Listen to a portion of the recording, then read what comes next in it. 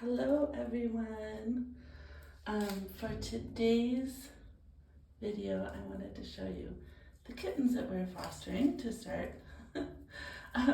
They're probably going to want to climb into my lap, so they probably won't be in the video too much, but I thought it would be fun to kind of show you them because they're super cute and they're, I think, 4 weeks old now. So today's video is going to be on autistic processing, and I'm going to have to put this down because I can't do more than one thing at once. So this may be a little bit more of a boring video than our normal plant video, but we'll see. I'll try to get Kitty in there. Okay, so autistic processing. When we talk about autistic processing, we're often looking at kind of like, it's like the way that we experience our world, right? How we process our world. And I think that the way we process things is so much more important to understanding autism than like individual traits. I think a lot of times we're like, okay, let's define autism or the autistic experience by, do you have these traits or do you not have these traits? And I think it's much more about like, do you process the world and your experience of being alive differently than neurotypical people? I often find myself, when I'm doing self-advocacy for myself, I'm way more talking about processing than I am talking about kind of my traits. I will be saying like, can you slow down? I'm having trouble processing what you're saying, or I'll be able to understand and process this experience much better if I have my ear protectors on. So one way that people are now talking about autistic processing more is from looking at top-down versus bottom-up processing. And the idea behind that is like, kind of like, how do you relate to information?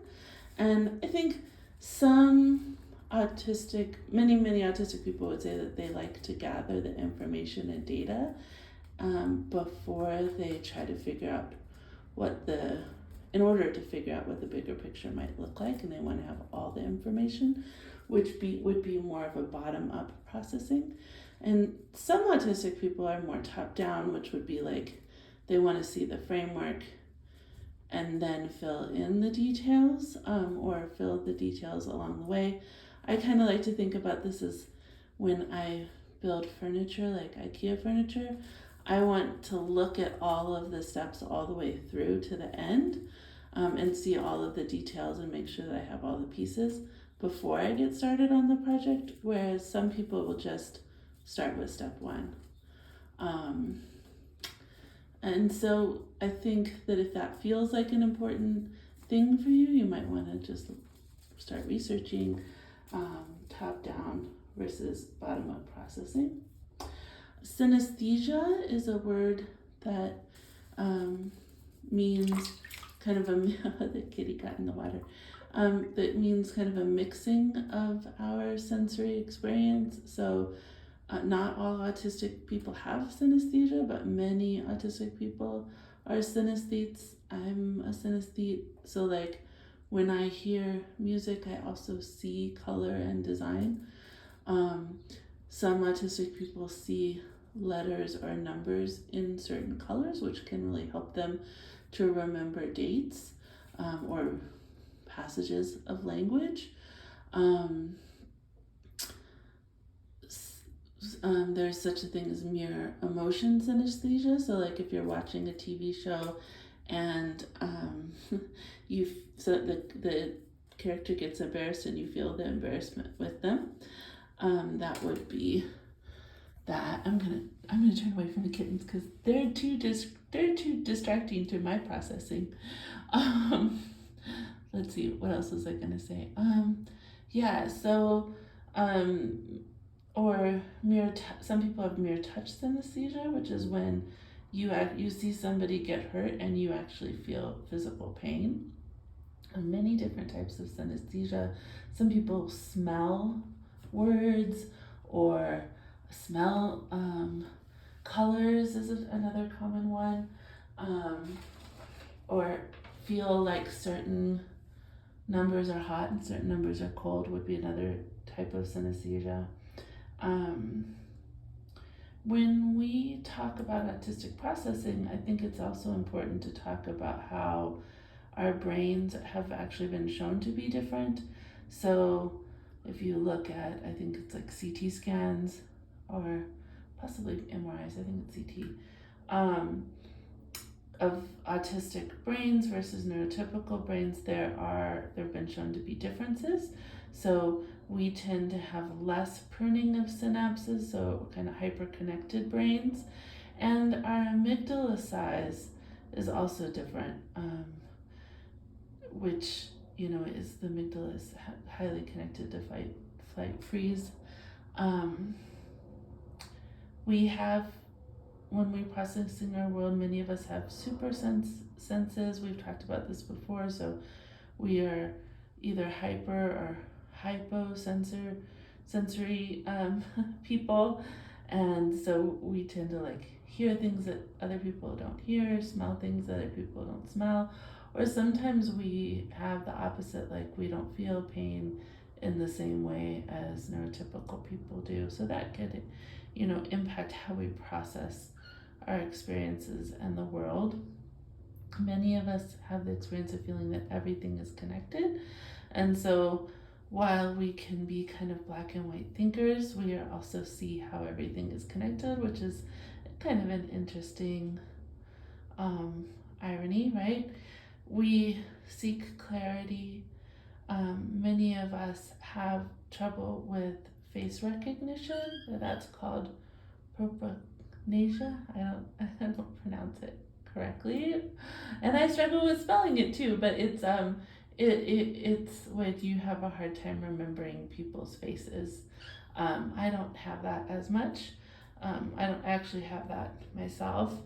And people and it's more common for autistic people, and autistic people who have it will report like kind of being able to recognize somebody in the environment that they always see them, but then struggling to recognize their face if they see them outside of context.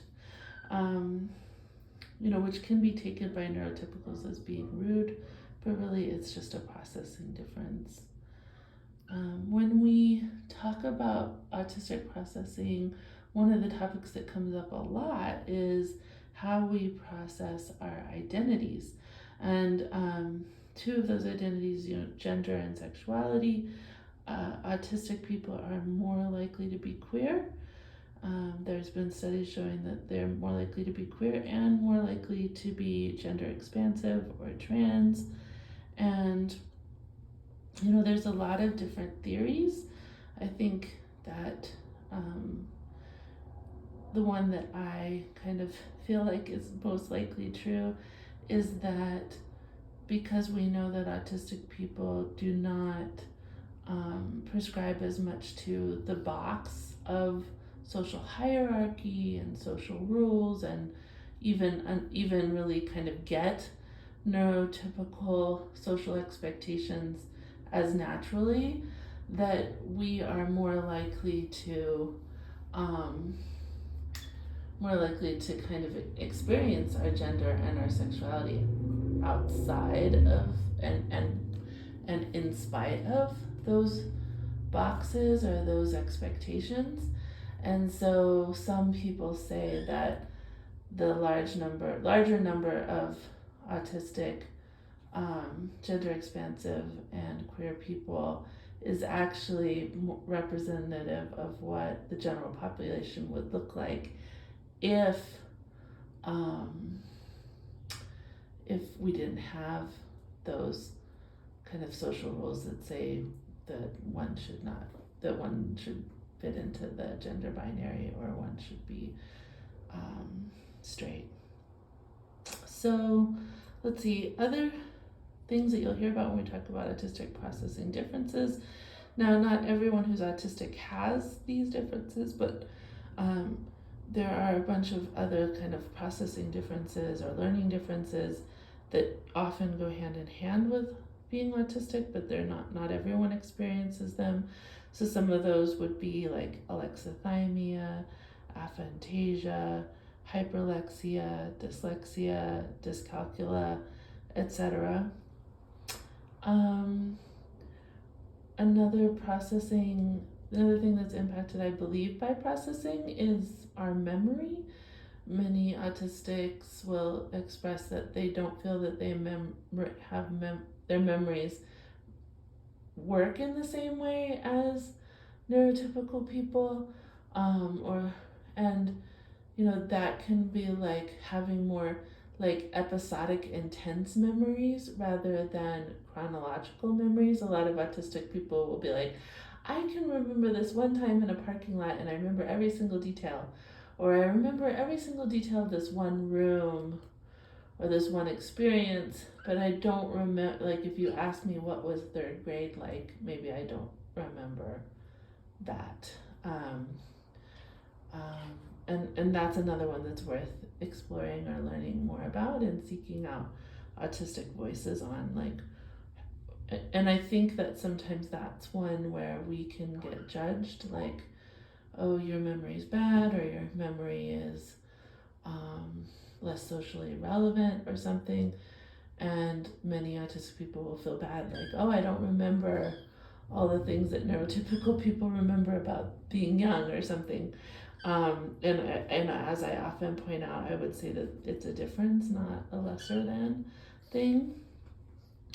Many of us, it's helpful, I think, for many of us to think about what our learning style is and to self-advocate for being able to get those resources. So if you're an autistic person who really struggles with auditory processing, to think like, okay, would I process this information better if it was presented to me visually, or would I process this information better if I watched somebody doing the thing, or would I process this information better if I was able to write it down? um, I, I think that autistic people are more likely to be visual learners, and conversely, many of us, if something is mundane to us and out of sight, we often struggle to think about it or remember it unless it's something somehow connected to one of our special interests or something of great interest to us. Our brains seem to really be more focused on the things that we find to be super interesting, and sometimes that can be a struggle for us when it's like, again, neurotypical society is expecting us to be focused on some, like, what might be considered more mundane things. We tend to respond really well in the beginning stages of crisis and grief. That's something you'll often hear autistic people talking about when they get together, that that in real crisis situations we can often kind of think more clearly to respond than people around us, and that we're able to kind of get out and help people in a really clear way when there's a crisis or an emergency happening. And then with grief, many autistic people experience grief. They feel like they experience grief differently, again, than neurotypical people. And I think how we experience grief as humans is actually much less prescriptive than maybe society thinks. I think that whether you're autistic or not, there isn't really a predictable way in which we will experience grief, but many autistic people describe having delayed processing of grief. So in the moment, as things are unfolding, the first few weeks or days, we may feel that we have a lack of grief or a lack of feeling, and then that comes on board later. Another piece of autistic grief, processing, of course, is that we tend to do things our own way, use workarounds, or outside the box thinking. I think it's one of the strengths of being autistic, is being able to kind of see things in a different way, and then see, and in that regard, see solutions that other people don't. Autistic people often say like that they see the solution that nobody else in the room does. And for me, that's a really satisfying part of being autistic. Like, I don't know if we've discussed this before, but in again with research, there's been minimal research, but there's been some research done, and autistic people across the board will say, I don't wish to not be autistic. I wish to continue being autistic. If I had a magic wand, I would not stop being autistic. That being autistic is actually something that most autistic people appreciate about themselves. It's that internal experience is a positive one, and the way that we think, the way that we're able to think is positive, but it's the way in which neurotypical or holistic society treats us and has these expectations of us to be different, that is really the more painful part. Sorry, I have a kitten jumping on me. Let's see her. And then the last piece I want to talk about is another one that we've talked about before, which is animism and object personification. So autistic people tend to experience objects in a more relational way. So you'll often hear autistic people talking about their collections or their stuffies or their books, or even just like their bed or things, in a way that is more like they're relating to them as things that have emotions or life or something. Like, I really care about that, even though that bed is broken. I'm struggling to get rid of it because I've had a relationship with that bed. Like, it's been a meaningful thing to me. Or like, I can't throw away those pairs, that one sock, until I found the other sock, because they need to be together. And we also tend to have a much stronger relationship with animals as well. Animals are also quite healing, can be quite healing for autistic people. There was recently a study that showed that autistic children did better when they had a cat. And that, again, of course, that's going to be individual, but overall, I think you hear autistic people saying often that they relate better to animals than other people. So today's video is rather short, and I think the reason for that is that we've actually covered in other videos a lot to do with processing, and so like today's workshop class was more about actually speaking and talking about our experiences rather than me giving you really specific information. But feel free to comment below if you have any other ways that you feel like, oh, this is a really important part of autistic processing. All right, I hope you have a great night or a day or whatever time it is where you are. Okay, thank you. And you want to see a kitten real quick? Let's see here. Look. Well, first of all, there's a dog. Say hi, puppy. Hi. Hi, Cannoli. And then we have a kitten. Hi. Can you say hi? I think she wants me to put her on my chest again. Okay, bye.